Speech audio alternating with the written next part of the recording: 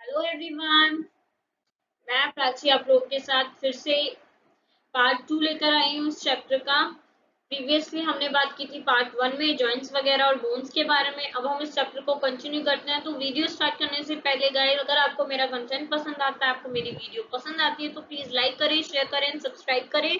और please like share subscribe करने में कंजूसी ना दिखाएं, बिकॉज एक वीडियो बहुत ही हार्ड वर्क और मेहनत से बनती है। तो गाइज, अगर आपको प्लीज मेरी वीडियो अच्छी लगती है तो लाइक करें, शेयर करें और सब्सक्राइब करें।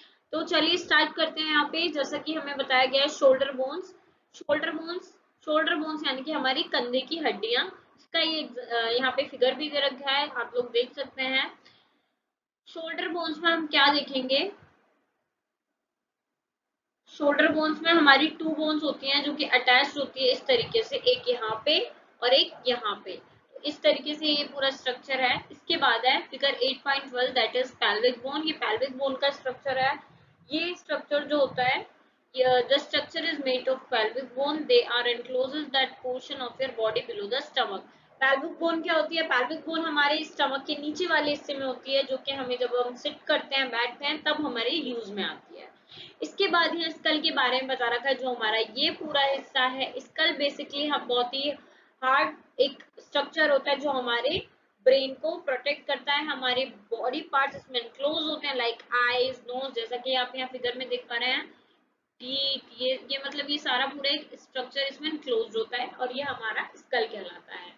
और ये पूरा अगर पूरे बॉडी पार्ट्स के साथ रखा जाए तो उसे हम क्या कहते हैं? एडिशनल पार्ट्स के साथ स्केलेटन। That are not. अब यहाँ पे बताया गया है कि कुछ ऐसे भी जॉइंट्स होते हैं आपके यहाँ पे स्कल में या आपके बॉडी में, स्केलेटन में, जो कि सॉफ्ट होते हैं, हार्ड नहीं होते और जो इजीली बेंट हो जाते हैं। वो क्या कहलाते हैं? These are called cartilages. Some additional parts of skeleton that are not hard as the bones which can be bent. जो बोन की तरह हार्ड नहीं होते उन्हें कहते हैं हम कार्टिलेज। इनका बेस्ट एग्जाम्पल है हमारा ईयर्स। ईयर्स के पार्ट के ऊपर हम देखते हैं हड्डी नहीं होती है, थोड़ा सॉफ्ट स्ट्रक्चर होता है, उसे हम कहते हैं कार्टिलेज। इसके बाद हम बता रखा है इसे ईयर लोब कहते हैं। ये चीज होती है, इसे हम ईयर लोब कहते हैं। तो इससे हम डिफ्रेंशिएट कर सकते हैं कि कार्टिलेज क्या होती है और ईयर लोब क्या होता है, और क्या चीज क्या होती है। बोन हार्ड होती है, कार्टिलेज थोड़ा सॉफ्ट होता है, वो बेंड हो जाता है। तो नेक्स्ट बात कर, तो यहाँ पे थोड़ी सी बात की गई है कार्टिलेज की, मसल्स के बारे में, और मसल्स और बोन्स के वर्क के बारे में हमें यहाँ बेसिकली इस पैराग्राफ में और यहाँ पे बात की गई है। तो हम जब कई बार मैंने जैसा कि आपको बताया, कभी कभी ईयर्स के पास जो सॉफ्ट पोर्शन होता है वो ज्यादा हार्ड नहीं होता, near the ear lobe, but as hard as a bone. Is it so? तो क्या होती है? कार्टिलेज कहलाती है। जैसे कि मैंने अभी आपको बताया था, कार्टिलेज हमारे बॉडी के जॉइंट्स में भी पाई जाती है कई जगह पे। इसके अलावा हमारी जो बॉडी, हमारा जो स्केलेटन होता है, वो बोन्स के अलावा जॉइंट्स और कार्टिलेजेस से भी मिलके बना होता है, जो कि बैंडिंग वगैरह में भी काम आते हैं। इसके बाद हमने जॉइंट्स के बारे में पढ़ा, कैसे कैसे वो डिफरेंट तरीके से हमारी बॉडी को मूवमेंट में काम आते हैं। हम बैंड करते हैं अपनी एल्बो को, फिस्ट को, रिस्ट को या शोल्डर को, किस तरीके से हम मूव करते हैं। तो सारी चीजें क्या करती हैं, इसमें मसल्स भी वर्क करती हैं। हमारी मसल्स हमारी बॉडी में कई रफली 700 मसल्स हमारी बॉडी में होती हैं। इनके भी कई टाइप्स होते हैं, जैसे कि आप बड़ी क्लासेस में पढ़ेंगे स्मूथ मसल, कार्डिक मसल्स। वो मैं अभी आपको नहीं बता सकती हूँ क्योंकि ये 6th क्लास का लेवल है, तो मैं आपको उसी के अकॉर्डिंग बताऊंगी। तो यहाँ पे बताया गया है कि कुछ जो हम जब हम अपनी बाजू को इस तरीके से करते हैं, तो एक ये जो पार्ट होता है हमारा स्वेलन टाइप्स हो जाता है, स्मॉल हो जाता है लेंथ में। क्यों होता है? कॉन्ट्रेक्शन की वजह से। जो मसल होती है वो क्या करती है? कॉन्ट्रेक्शन करती है और स्मॉल हो जाती है लेंथ में। और जब हम उसे नॉर्मल पोजिशन में लाते हैं ऐसे, तो वो फिर से वैसे की तरह वैसी हो जाती है। और यहाँ पे हम उसे करें तो वो कॉन्ट्रेक्शन होता है। तो ये सब क्या होता है? मसल्स की हेल्प से होता है। मसल्स और बोन्स हमारा क्या करती है यहाँ पे? साइमल्टेनियसली हमारा वर्क करती हैं। तो यहाँ पे बता रखा है कि कॉन्ट्रेक्शन कब होता है, ये कब और होता है जब हम भागते हैं, दौड़ते हैं, तब भी ये सारी चीजें होती हैं। कॉन्ट्रेक्शन हमारा हर चीज में होता है। ओके, मसल्स भी हमारा वर्क करती हैं बोन्स के साथ साथ साइमल्टेनियसली। मसल हमेशा पेयर में वर्क करती हैं और उनमें कॉन्ट्रेक्शन होता है। जब बोन एक डायरेक्शन में पुल आउट होती है तो मसल क्या करती है? मसल का एक पेयर रिलैक्स करते हैं मसल्स, और to move the bone in the opposite direction, ताकि बोन हमारा अपोजिट डायरेक्शन में मूव कर सके। पर ये हमेशा याद रखना कि मसल जो होती है वो हमेशा पेयर में काम करती हैं। इसके बाद ये जो कॉन्ट्रैक्शन और रिलैक्सेशन होता है, या मतलब रिलैक्सेशन में क्या होता है, बॉडी अपनी ओरिजिनल शेप लेती है, the bone towards its original position, मतलब जो बोन होती है, बॉडी होती है, जो हमारी ओरिजिनल पोजीशन लेती है, उससे पहले वो क्या करती है, रिलैक्सेशन करती है, रिलैक्स होती है। इसी तरीके से ये पुश एंड पुल का जो मेथड है, कॉन्ट्रैक्शन और ये सब जो होता है, इसी की तरह हम ये देखते हैं, two muscles have to work together to move a bone. दो मसल्स हमेशा एक साथ काम करती हैं एक बोन को मूव करने के लिए। तो इसके बाद हम पढ़ेंगे, हमने अभी मसल्स के बारे में पढ़ा, क्या एनिमल्स में भी मूवमेंट के लिए क्या क्या चीजें होती हैं, बोन्स होती हैं, नहीं होती हैं, अब हम ये आगे पढ़ेंगे। तो आगे हम ये स्टार्ट करते हैं। यहाँ पे हम बात करेंगे कुछ एनिमल्स की, जैसा कि फर्स्ट हमें अर्थवर्म के बारे में बात की गई है। Bones, what about an earthworm और स्नेल, स्नेल और अर्थवर्म के बारे में अभी हम बात करेंगे। तो let study the man of movement, that is gait of some animals. Gait of animals means animals की चाल, उनका मूवमेंट, कैसे वो चलते हैं, ये सब हम इसमें डिस्कस करेंगे। अर्थवर्म की यहाँ बात की गई है, तो अर्थवर्म को अगर हम देखें, ये अर्थवर्म की फिगर है। तो अगर आपने यहाँ पे देखा होगा, अर्थवर्म कुछ इस तरीके का इलोंगेटेड शेप में होगा, बहुत ही स्मूथ इसका सरफेस होता है, और ये कुछ छोटे छोटे, अगर आपको देख पा रहे हैं तो रिंग लाइक ऐसे ऐसे स्ट्रक्चर्स होते हैं इसमें। तो इसके दो एंड होते हैं, फ्रंट एंड, रियर एंड या बैक एंड, कुछ भी हम इसे बोल सकते हैं, ठीक है। तो ये बहुत ही स्मूथ होता है। तो यहाँ पे ऑब्जर्व करना है हमें उससे सॉइल, बेसिकली हमें पता है कि ये रेन के बाद में ज्यादा हमें दिखाई देते हैं और ये मिट्टी में ज्यादा दिखाई देते हैं। हमें क्या करना है, एक ब्लॉटिंग पेपर पे इसको रखना है या फिल्टर पेपर पे, then place it in a, observe its movement, then place it on a small glass plate और स्लिपरी सरफेस। हमें इसे स्लिपरी सरफेस पे, बहुत ही चिकने सरफेस पे या ग्लास वगैरह पे रख के देखना है, उसका मूवमेंट जो है वो ऑब्जर्व करना है कि वो पेपर पे रखने से डिफरेंट होगा, ठीक है।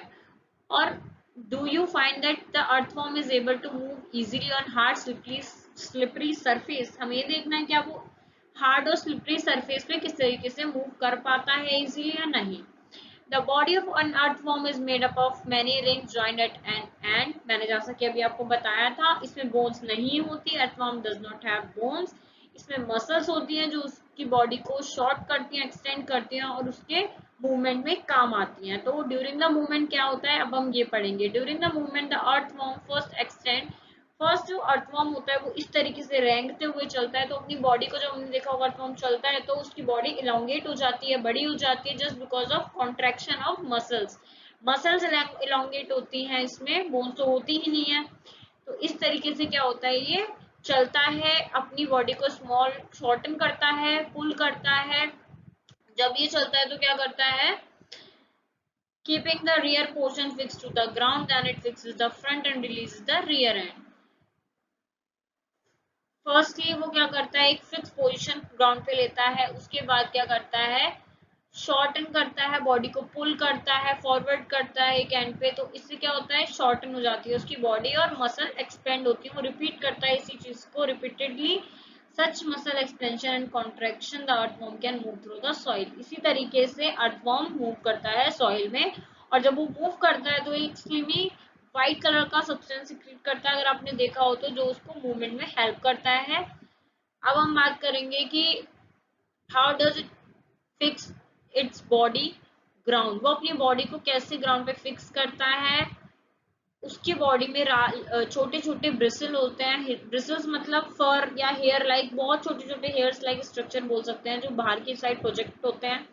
वो क्या करते हैं, मसल से कनेक्ट होते हैं और वो एक ग्राउंड पे उसकी अच्छी ग्रिप बनाते हैं ताकि वो इजीली चिपक के चल सके।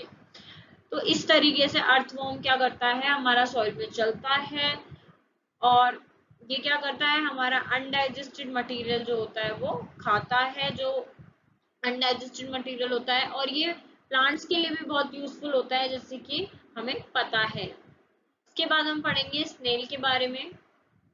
तो अर्थवर्म के बाद अब हमारी बारी आती है स्नेल की। स्नेल की यहाँ पे स्ट्रक्चर दिया गया है, यहाँ पे आपको उसके स्ट्रक्चर में दिया गया है, यहाँ पे इसका एक शेल है एंड यहाँ पे इसके दो एंटीना लाइक स्ट्रक्चर है। तो स्नेल की बात करें तो हम इसे गार्डन में देखते हैं। इसका जो ये शेल है, ये किसका, एक आउटर स्केलेटन की तरह है, but is not made up of bones, ये बोन से मिलकर नहीं बना हुआ है, ये एक सिंगल यूनिट शेल है, does not help in moving from place to place. ये क्या करता है, वॉकिंग में यूज नहीं करता, बट ये ड्रैग होता है अलोंग जब वो चलता है, मतलब जब भी वो चलता है उसके साथ ये ड्रैग होकर चलता है, खिंचते हुए। अगर हम देखेंगे, इसको ऑब्जर्व करेंगे किसी ग्लास प्लेट पे रखते हुए, तो हम देखेंगे जब वो चलता है तो उसके जो हेड के जो एंटीना होते हैं ये बाहर की साइड आते हैं, उनमें उनमें भी मूवमेंट होता है। ओके, तो इसके बाद क्या है, the thick structure of its food made up of strong muscles, जो इसकी मसल्स होती हैं वो बहुत ही जो इसका फूड का एरिया होता है स्ट्रॉन्ग मसल से मिलके बना होता है। अगर हम ग्लास प्लेट पे रखकर इसे टिल्ट करके देखेंगे तो हमें वो मसल्स दिखेंगी और इसका वेवी मोशन दिखेगा हमें कि किस तरीके से मूवमेंट करता है। अभी यहाँ पूछा गया है मूवमेंट ऑफ स्नेल स्लो और fast as compare to earthworm, क्या इसका मूवमेंट अर्थवॉर्म से ज्यादा होता है, कम होता है? तो हमेशा याद रखें अर्थवॉर्म इससे तेज चलता है। अब बात करते हैं कॉकरोच के बारे में। कॉकरोच को हमने देखा होगा कि कॉकरोच हमारे घरों में पाया जाता है, ये वॉक भी कर सकता है, क्लाइंब भी कर सकता है और एयर में फ्लाई भी कर सकता है। इसके 3 पेयर ऑफ लेग होते हैं जो कि इसकी वॉकिंग में हेल्प करते हैं। इसका एक हार्ड आउटर स्केलेटन होता है जो कि made up of units joint together and that permits movement, जिसकी वजह एक डिफरेंट यूनिट से मिलके बना होता है, डिफरेंट टाइप्स की, और जॉइंट होता है एक साथ और ये मूवमेंट परमिट करता है। 2 पेयर्स ऑफ विंग्स होते हैं, 2 इसके विंग्स होते हैं जो कि इसकी स्तन ब्रेस्ट से अटैच होते हैं कॉकरोच की। इसमें मसल्स होती हैं जो कि हेल्प करती हैं किस लिए, लेग्स में, लेग्स को मूव करने में, और क्या करती हैं, the breast muscle move with the wings and the cockroach flies, जो ब्रेस्ट जो मसल्स होती हैं वो क्या हेल्प करती हैं, इसकी फ्लाइंग में इसकी हेल्प करती है। इसके बाद बात करते हैं बर्ड्स के बारे में। कुछ ऐसी भी बर्ड्स होती हैं जो कि वॉक करती हैं, एयर में फ्लाई करती हैं, हमने देखी होंगी। लेकिन इसके अलावा एक ऐसी बर्ड्स भी होती हैं जो कि पानी में स्विम करती हैं, फॉर एग्जांपल डक एंड स्वान, जो कि व्हाइट कलर का होता है, येलो कलर का होता है। इनके पास सुटेबल बॉडी होती है जिसकी थ्रू ये क्या करती हैं, फ्लाइंग करती हैं। इनकी बॉडी बहुत ही हेलो और लाइट होती है और इनके hind limbs are typically for walking and perching. इनके जो हिंड लिम्स होते हैं, इनके जो पैर वगैरह होते हैं वो क्या होते हैं, उन्हें हेल्प करते हैं वॉक करने के लिए, और पर्चिंग मतलब किसी ऊंचे सरफेस पे बैठने के लिए। तो यहाँ पर ये सारी बात हो गई है। नेक्स्ट चलते हैं, तो यहाँ पे हमें बर्ड के बारे में बताया गया है, स्केलेटन ऑफ बर्ड के बारे में। ये बर्ड का स्केलेटन है जैसा कि आपको दिख रहा होगा, 4 लिम्स हैं एंड हिंड लिम्स के बारे में भी मैंने बताया था। तो यहाँ पे bony bony parts of 4 limbs are modified as wings, मतलब कि 4 लिम्स मतलब जो मेनली 4 लिम्स मीन्स हाथ, एनिमल्स में हम इसको 4 लिम्स की तरह बोल सकते हैं। 4 लिम्स जो होते हैं इसके मॉडिफाई होते हैं विंग्स में। जो शोल्डर होते हैं वो स्ट्रॉन्ग होते हैं, स्ट्रॉन्ग बोन्स के बने हुए होते हैं। जो ब्रेस्ट बोन होती है वो मॉडिफाइड होती है मसल्स में, जो कि क्या करती हैं, flight which are use to move the wings up and down, जो कि हमारे को क्या करती है, उड़ने के और विंग्स को अप और डाउन करने के इसको काम आती है बर्ड को।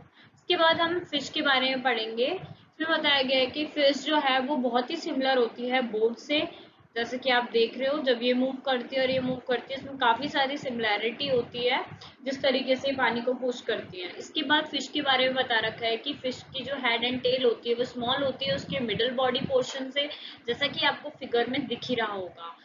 बॉडी जो होती है वो स्ट्रीमलाइंड होती है। Streamlined means the shape is such that water can flow around it easily and allow the fish to move in the water. Streamlined body वो होती है जो कि वाटर को इजीली मतलब ड्रैग करती है और इजीली फ्लो होने देती है और उससे क्या करती है, मूव कर पाती है। उस ऐसी बॉडीज को हम कहते हैं streamlined body. During swimming muscles make the front part of the body curve to one side. जब ये स्विम करती हैं तो इनकी जो मसल्स का फ्रंट पार्ट होता है वो कर्व हो जाता है एक साइड पे, and the tail part swing towards opposite side, और जो पीछे का जो बैक साइड ये जो साइड होता है ये अपोजिट साइड में मूव होता है। इस तरीके से एक कर्व बना के चलती है।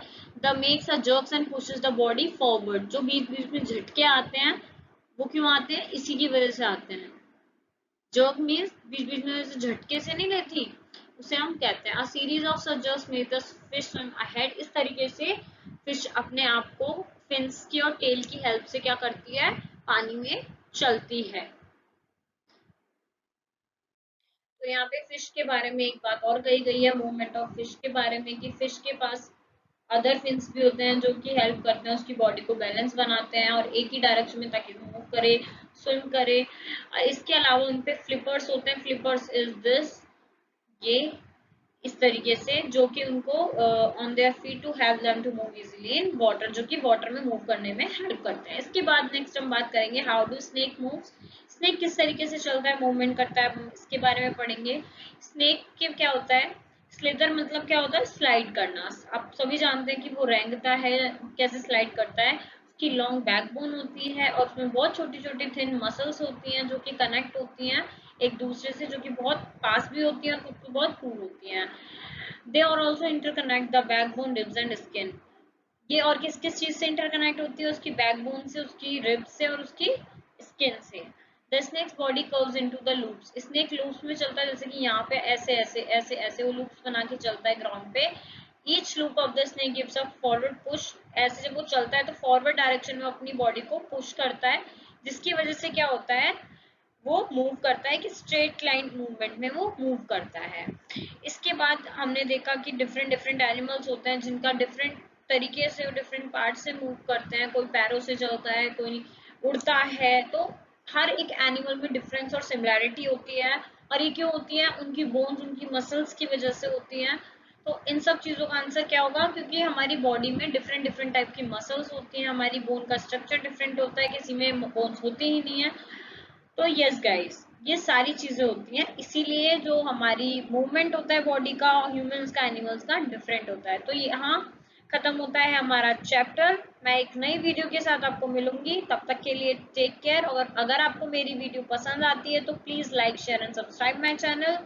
और अगर आपको कोई भी क्वेश्चन या कोई भी क्वेरी है तो आप मेरे से कमेंट बॉक्स में पूछ सकते हैं। इफ आपको और प्रीवियस चैप्टर्स की वीडियो देखनी है तो आप मेरे चैनल पे जाके लेट्स लर्न विद प्राची फिर जाके आप मेरी वीडियोस देख सकते हैं, जिसमें मैंने एनसीईआरटी के चैप्टर 1, 2, 3, 4, 5, 6, 7 चैप्टर्स तक मैंने अभी आपकी सारी चैप्टर की फुल एक्सप्लेनेशन दे रखी है।